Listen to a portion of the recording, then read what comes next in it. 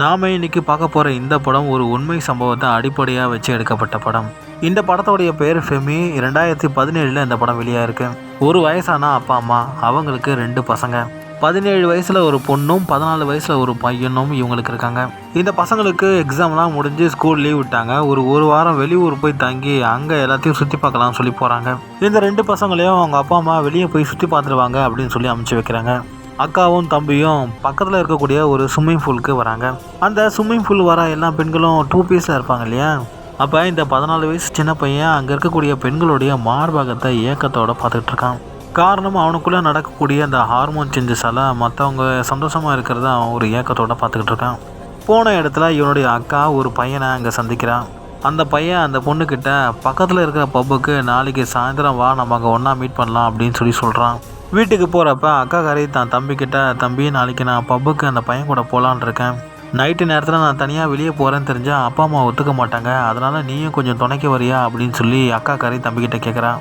தம்பிக்காரனும் சரி நானும் உன் கூட வரேன் அப்படின்னு சொல்லி ஒத்துக்கிறான். மறுநாள் காலையில் தம்பியும் அக்காவும் சேர்ந்து பாத்ரூமில் ஒன்றா ப்ரஷ் பண்ணி ரெடி ஆகிட்டுருக்காங்க.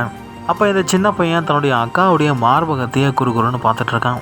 அக்காக்காரியும் தம்பிக்காரன் தன்னுடைய மார்பகத்தை குறுகுறுன்னு பார்க்குறான் அப்படிங்கிறத நோட்டீஸ் பண்ணுறான். இருந்தாலும் அக்காக்காரி தம்பிக்கிட்ட அதை பற்றி எதுவும் கேட்டுக்கல. அப்படியே நைட் ஆகுது. நைட் நேரத்தில் இப்போ அக்காவும் தம்பியும் அந்த குறிப்பிட்ட பப்புக்கு கிளம்பி போகிறாங்க. பப்புக்கு போன அக்காக்காரிக்கு பயங்கர ஷாக்கு. என்னடா அப்படின்னா, எந்த பையன் இவளை அந்த பப்புக்கு கூப்பிட்டானோ அந்த பையன் வேற ஒரு பொண்ணு கூட கட்டிப்பிடிச்சி அங்கே டான்ஸ் ஆடிக்கிட்டு இருக்கான். இதை பார்த்த அக்காக்காரிக்கு பயங்கர ஷாக்கு. அவளால் அதை சுத்தமாக அக்செப்ட் பண்ணிக்கவும் முடியல. அதே நேரத்தில் அக்காக்காரிக்கு தம்பிக்காரன் ஆறுதல் சொல்கிறேன் அப்படிங்கிற பேரில் அக்காவுடைய ஷோல்டர் மேலே கையை வச்சு மசாஜ் பண்ணுற மாதிரி ஒரு மாதிரி உணர்வை தூண்டுற மாதிரி பண்ணுறான் இந்த தம்பிக்காரன். சரி, இதுக்கப்புறம் இருக்கக்கூடாதுன்னு சொல்லிட்டு அக்காவும் தம்பியும் அங்கேருந்து கிளம்பி வீட்டுக்கு வந்துடுறாங்க. அக்காக்காரி நடந்ததே நினச்சி வருத்தப்பட்டு ஃபீல் பண்ணிகிட்டு இருக்கான். தம்பிக்காரன் இதுதான் சமயம்னு சொல்லிட்டு அக்கா மேலே அப்படியே கையை போட்டு அவளை ட்ரை பண்ணுறான். அக்காக்காரியும் தம்பியோட உணர்வை புரிஞ்சுக்கிட்டு திரும்பி அவன் கூட சிற்றின்பத்தில் ஈடுபடுறாங்க. 2 பேருமே தன்னுடைய அந்த ஏக்கத்தை பூர்த்தி செஞ்சுக்கிறாங்க. மறுநாள் வெக்கேஷன் லீவெல்லாம் முடிஞ்சு ஃபேமிலியும் ஊருக்கு கிளம்புறாங்க.